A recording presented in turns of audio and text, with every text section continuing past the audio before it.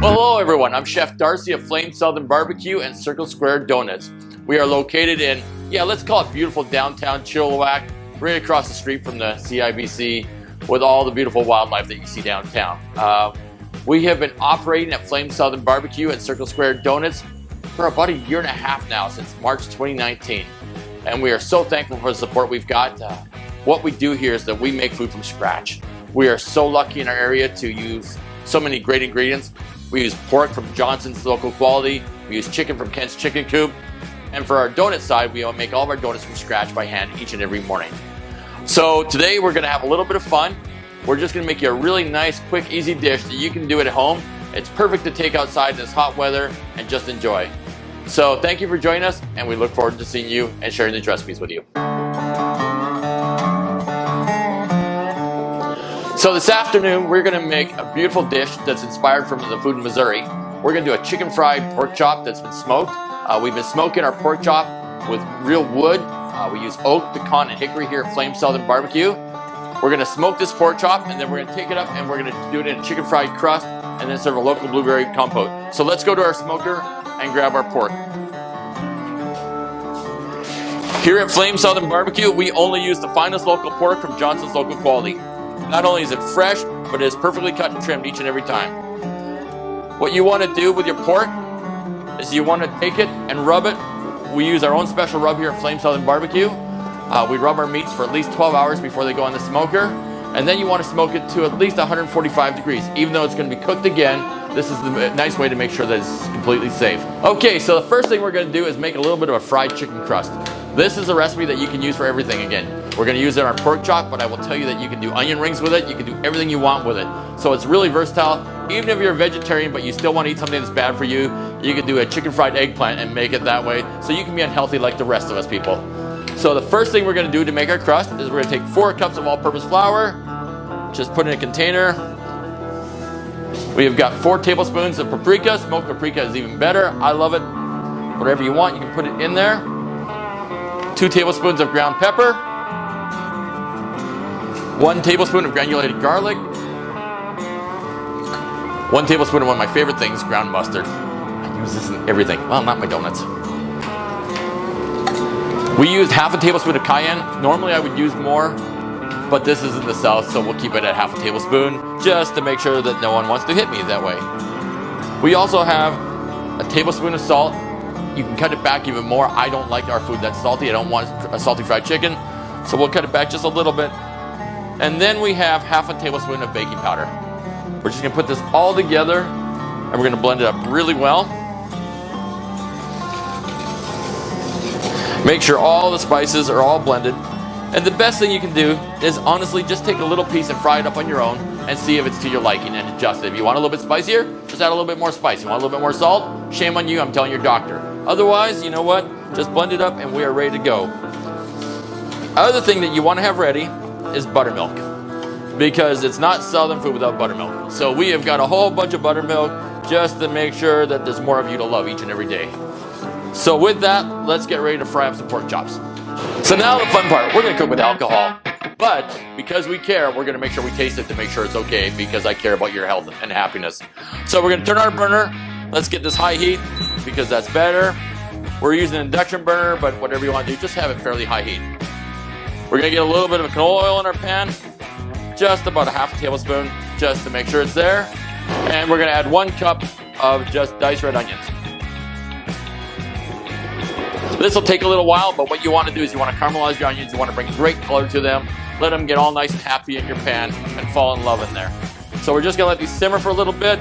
We'll turn up our heat as fast as we can because I want to go have some ice cream, and we'll get this done right away.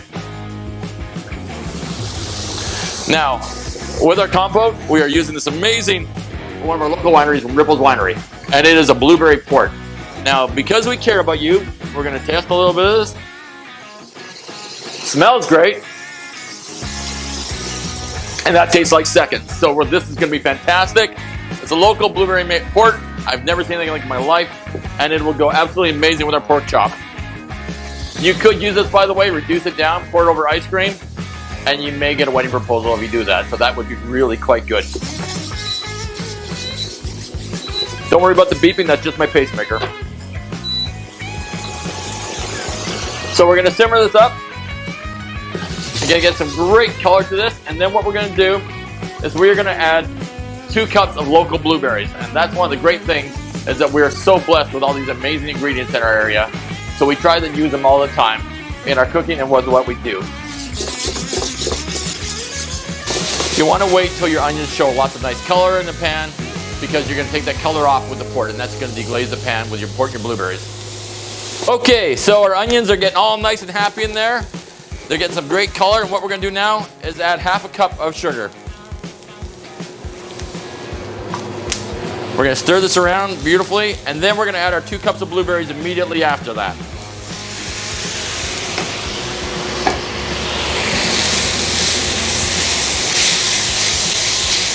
What you want to do now is your sugar is going to break down, and it's almost going to make like caramel in your pan. So in here right now, you just got happiness. Make sure you're stirring your pan constantly to break down that sugar so it doesn't go all lumpy on you, and that the sugar and the onions are all just melting together beautifully. What you're going to see is your blueberries are going to start to swell up right now. We want to see that. We want to see them to swell up and see them. They're just going to start getting all plump and fluffy just like me.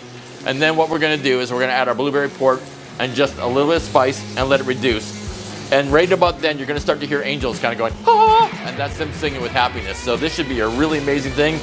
You can already see the juices coming out of the blueberries, and you're almost getting a blueberry onion caramel in your pan. Just let it keep cooking for a little bit to reduce some of this moisture, and we'll let that simmer for just a couple minutes. Okay, so our blueberries are absolutely beautiful right now. They've gotten all fluffy and they're starting to break down. Next, we're going to add about a half a tablespoon of cider vinegar, just to give it the nice acidity. And then we're going to do a chef's pour of about a half a cup of this. If we put extra, oh no, that's so sad. But we're going to put our blueberry port in there. Yeah, that looks good. That way it saves lots for me. Half a teaspoon of black pepper. You can go a little bit less if you like, but I like lots of pepper with my berries. And a little bit of salt, just a pinch, just to give that balance, because that's going to go on top of our pork chop. Then what you want to do is simply turn your stove down and let this simmer until it tightens up. That's all you have to do. Once this is made, you can put this in your fridge. It'll last for absolute weeks. It's a great sauce to go on top of any sandwich or what you want to do. It also can make a great salad dressing as well. So next thing we're going to do is we're going to fry our pork chops. Okay, so we've got our pork loin. We pulled it over our smoker, or as I like to call it, the You're a Little Too Late petting zoo. And it's resting here really nicely. What we're going to do is take the end off. We're going to save that later because, well, I want to snack on it. Look at that.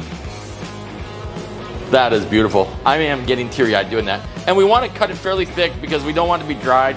You remember the old days with the really dry pork chops and the Campbell's mushroom soup?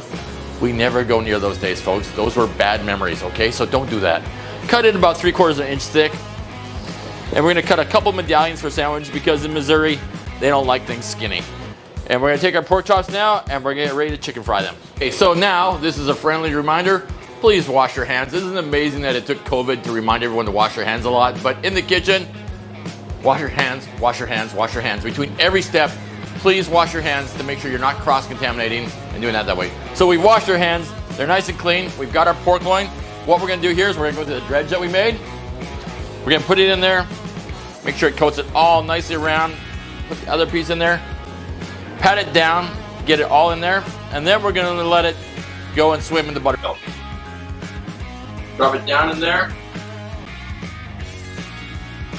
Take it out, and it goes back again in the dredge. Now, we're deep frying with canola oil at 350 degrees.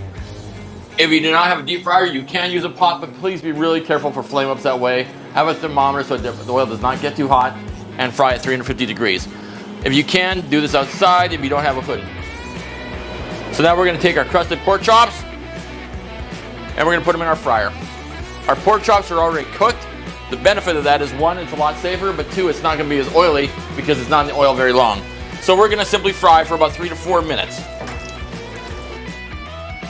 Okay, so one of the really cool things we do here at Circle Square Donuts and Flame Southern Barbecue is we literally make everything by hand, by scratch. So each and every morning our staff get here between 3 and 4 in the morning. These are actually donut bags under my eyes and barbecue bags under my eyes.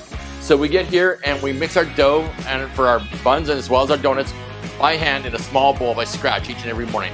So what you see right here is our buns that we make each and every day for you. So we're gonna take a couple of these buns, have them nice ready to go. They're still fresh. I just took them out of the oven a few minutes ago. Slice these up.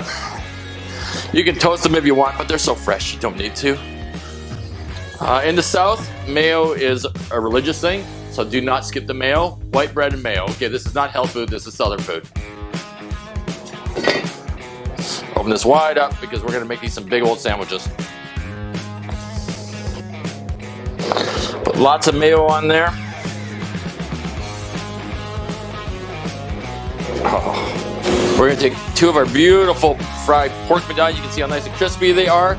Again, you can do this for Southern fried chicken. If you want, what I would do is smoke the chicken ahead of time, cook it till it hits temperature, low temperature, smoke it at about 220 degrees so it stays nice and moist, and then you're gonna fry it up the exact same way we showed you. We're gonna put our medallions on there, and now we're gonna grab our absolutely beautiful compote that we've made, and you can see how this is thickened up. When you put it in the fridge, it's gonna be that much thicker and it'll be great. Just put in an airtight container, fantastic. Now we're not gonna go light on this because we haven't gone light on anything else, so we're gonna put a nice spoon of this on top of each medallion.